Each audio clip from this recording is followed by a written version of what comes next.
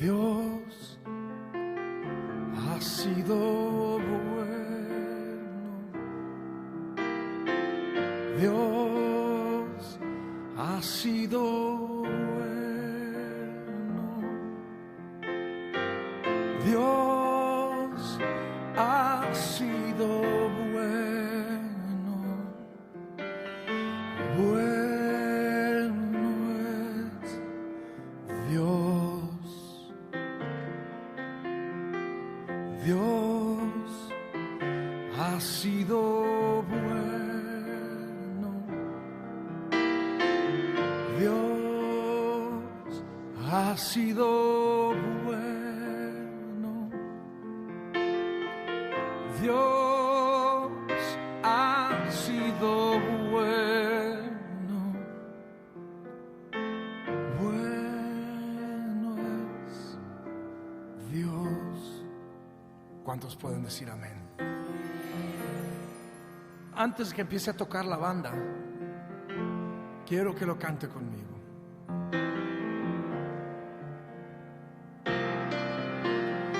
Dios ha sido bueno. Dios ha sido Dios ha sido bueno. Bueno es Dios. Dígalo una vez más. Dios ha sido bueno. Dios ha sido bueno.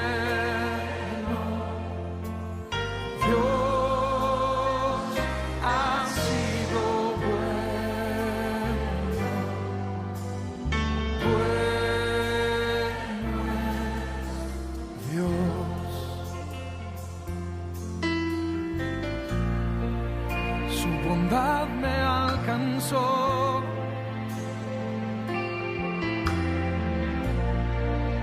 su amor me rescató,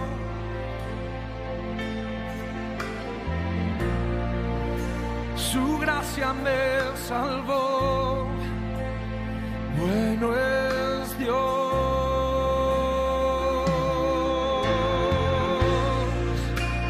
por eso cantaré.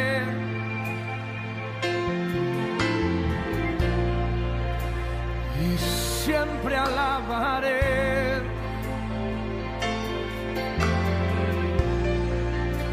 y nunca olvidaré. Bueno es Dios, Dios. Puerto Rico ha sido bueno. Dios ha sido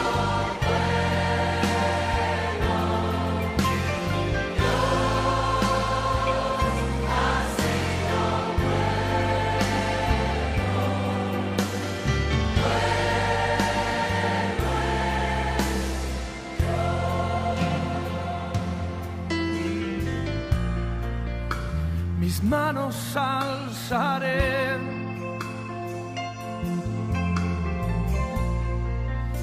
mi vida entregaré,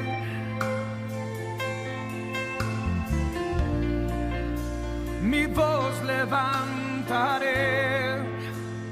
Bueno es Dios,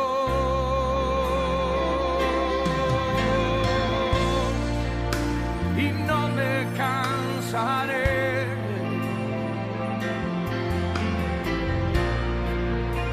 de darle todo a Él.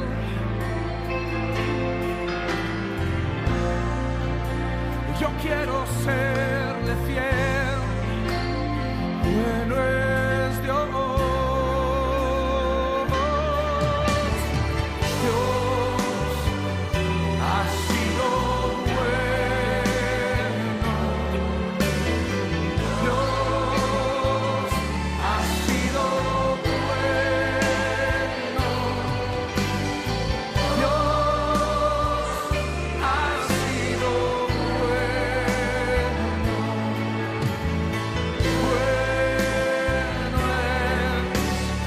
Vamos a ponernos de pie y cantarlo de nuevo. Dios ha sido bueno. Dios ha sido bueno. Dios ha sido bueno.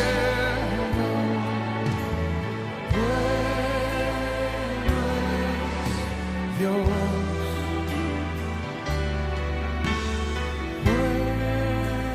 Bueno es Dios. Bueno es Dios. Ahora quiero escucharlos a ustedes. Dios ha sido.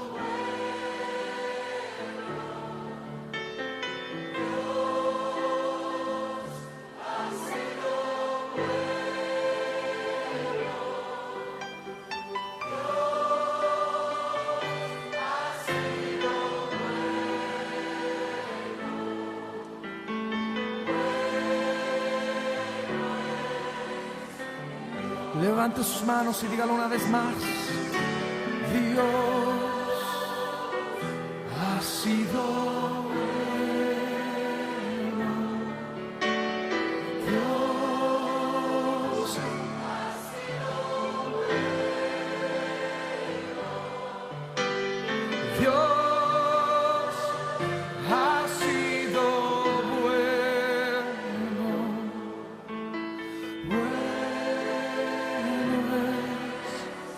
Dios.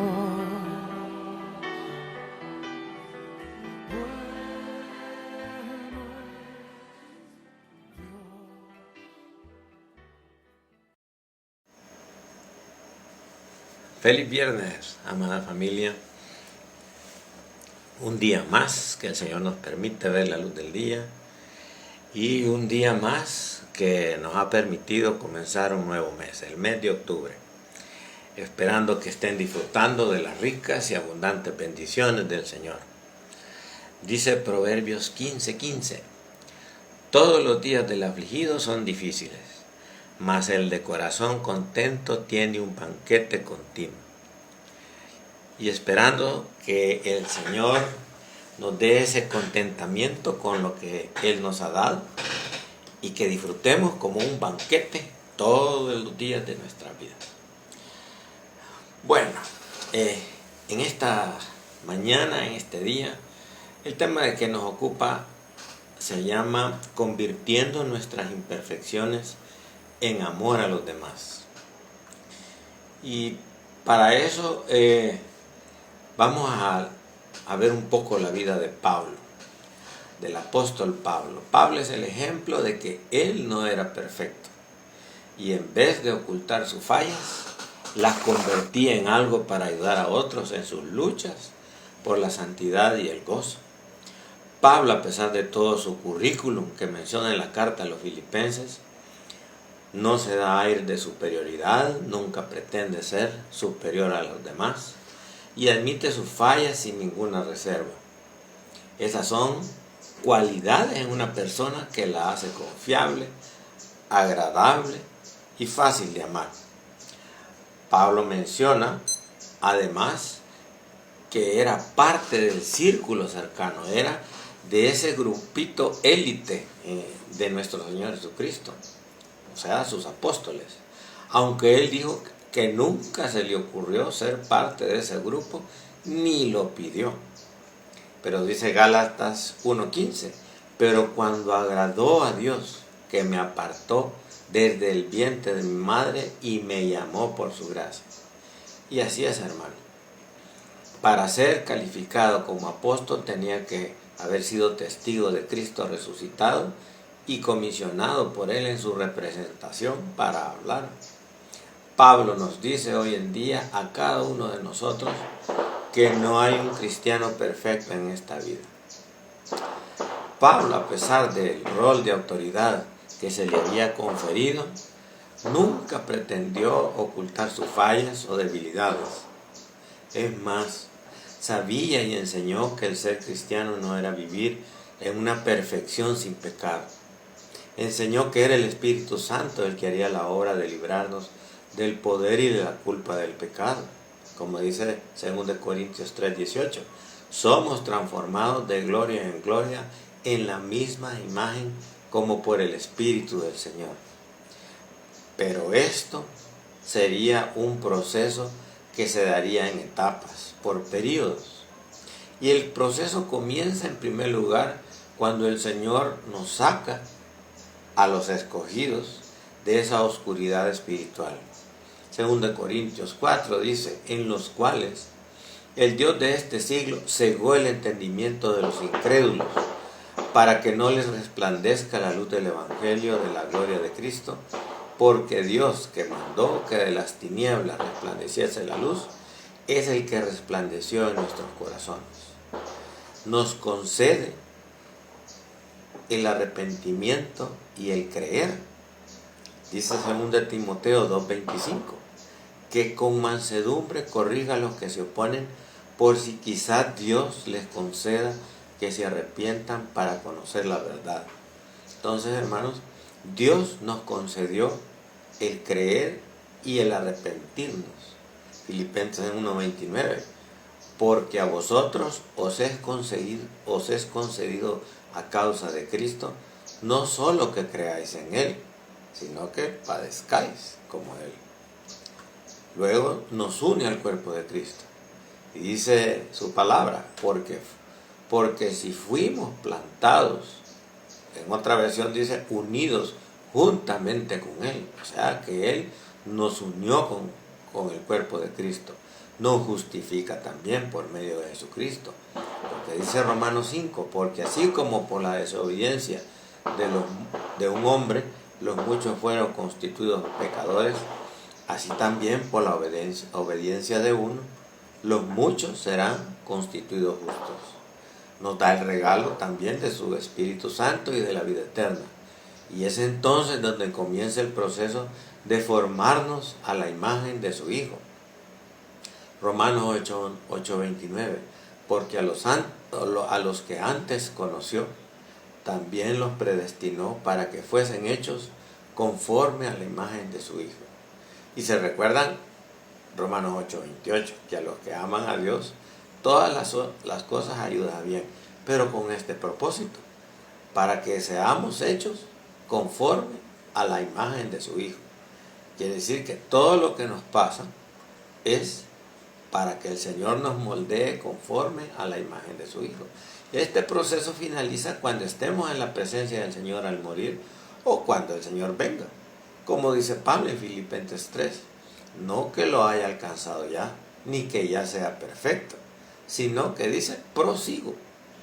Hermanos, dice, yo mismo no pretendo haberlo ya alcanzado, pero una cosa hago, olvidando ciertamente lo que queda atrás, y vuelve a decir, prosigo a la meta, al premio del supremo llamamiento de Dios en Cristo Jesús. Hermanos, al igual que Pablo, nosotros estamos en una lucha continua contra el pecado. Pelea la buena batalla de la fe. Pablo hace esa increíble confesión en su carta a los romanos. Aquí Pablo confiesa sus luchas e imperfecciones, igual que todos nosotros. Romanos 7:15 en adelante. Porque sabemos que la ley es espiritual, mas yo soy carnal, vendido al pecado. Porque lo que hago no lo entiendo, pues no hago lo que quiero, sino lo que aborrezco. Eso hago. De manera que ya no soy quien hace aquello, sino el pecado que mora en mí. Y yo sé que en mí, esto es, en mi carne, no mora el bien. Porque el querer el bien está en mí, pero no el hacerlo. Porque no hago el bien que quiero, sino el mal que no quiero. Eso hago. Y si hago lo que no quiero, ya no lo hago yo, sino el pecado que mora en mí. Porque según el hombre interior me deleito en la ley de Dios, pero veo esta otra ley en mis miembros que se revela contra la ley de mi mente y que me lleva cautivo a la ley del pecado que está en mis miembros. Y luego dice esta expresión, miserable de mí, ¿quién me librará de este cuerpo de muerte? Así que queriendo yo hacer el bien, hallo esta ley, que el mal está en mí. ¿No se identifica usted, hermano, o no nos identificamos nosotros con las mismas luchas del apóstol? Pero Pablo nos deja este legado para hacernos saber el increíble trabajo, la sorprendente obra de amor que Dios hizo y continúa haciendo en él. Pero Dios aún no lo había perfeccionado. El proceso de Pablo fue un proceso lento, igual que el nuestro. Recuerden que Pablo, al igual que nosotros, fue escogido desde antes de su nacimiento para después irrumpir el Señor en forma brusca en la vida de Pablo, quien era un asesino y perseguidor de Cristo y su iglesia. ¿Cuál es nuestro contexto del cual nos sacó el Señor? Ya se nos olvidó. Tal vez no éramos asesinos y perseguidores de Cristo, de su iglesia, pero como dice Pablo, éramos blasfemos, amantes del pecado. De toda esa oscuridad, igual que con Pablo, el Señor nos sacó. Pero ¿por qué el Señor espera tanto o espera que pasemos o que seamos terribles pecadores? Y miren, el mismo Pablo nos da la respuesta en la primera carta a Timoteo, capítulo 1, versículo 13. Dice Pablo: habiendo yo sido antes blasfemo, perseguidor e injuriador. Y lo que sigue es la clave, hermanos. Mas fui recibido a misericordia porque lo hice por ignorancia, en incredulidad. Pero la gracia de nuestro Señor fue más abundante con la fe y el amor que es en Cristo Jesús.